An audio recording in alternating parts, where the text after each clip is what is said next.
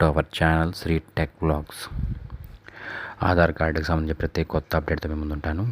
మన ఛానల్ని లైక్ చేసి షేర్ చేసి సబ్స్క్రైబ్ చేయండి.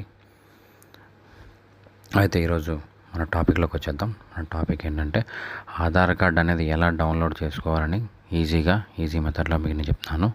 మన ఛానల్ లైక్ చేసి షేర్ చేయండి. మరిన్ని కొత్త అప్డేట్స్ కోసం సబ్స్క్రైబ్ చేసుకోండి. ఫస్ట్ ఇలా మన సెర్చ్ బార్లోని క్రోమ్ అని సెర్చ్ చేసుకోవాలి.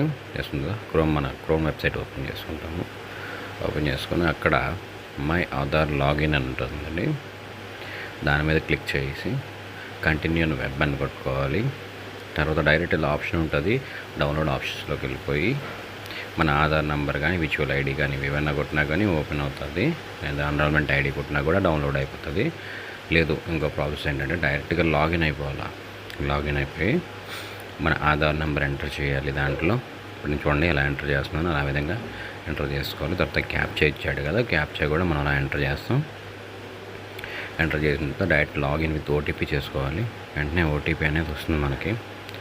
ఆ ఓటీపీ ఏదైతే వచ్చిందో టెక్స్ట్ మెసేజ్లో వస్తుంది. అది మనం ఏంటంటే దీంట్లో ఎంటర్ చేసుకోవాలి. ఎంటర్ చేసుకుని డైరెక్ట్ లాగిన్ అని ప్రెస్ చేసుకోవాలి. లాగిన్ చేసుకున్న తర్వాత కంటిన్యూ వెబ్ అని ప్రెస్ చేసుకోండి. తర్వాత మన లాగిన్ అనేది ఓపెన్ అయిపోతుంది. దీంట్లో అడ్రస్ అప్డేట్ చేసుకోవచ్చు, డౌన్లోడ్ చేసుకోవచ్చు, ఆధార్ ఆర్డర్ చేసుకోవచ్చు, పీవీసీ కార్డ్ అనేది డాక్యుమెంట్ అప్డేట్ చేసుకోవచ్చు, బ్యాంక్ సేవింగ్ స్టేటస్ చెక్ చేసుకోవచ్చు. ఇలా చాలా ఉంటాయి. డైరెక్ట్ మనం ఏం చేస్తామంటే మనకి కావాల్సిన డౌన్లోడ్ కాబట్టి డౌన్లోడ్ ఆప్షన్ చేసుకుంటాము. తర్వాత మన ప్రివ్యూ చూపిస్తుంది. ఇలా డైరెక్ట్ డౌన్లోడ్ అవుతుంది. అయిపోయిన తర్వాత డాష్బోర్డ్లోకి వెళ్ళిపోయి డైరెక్ట్ మళ్ళీ మనకు కావాల్సిన డౌన్లోడ్ కాబట్టి లాగౌట్ చేసేసుకుంటారు. డైరెక్ట్గా ఇప్పుడు కంటిన్యూ వెబ్ కోడ్ వేసి మన డైరెక్ట్గా డౌన్లోడ్స్లోకి వెళ్తారు.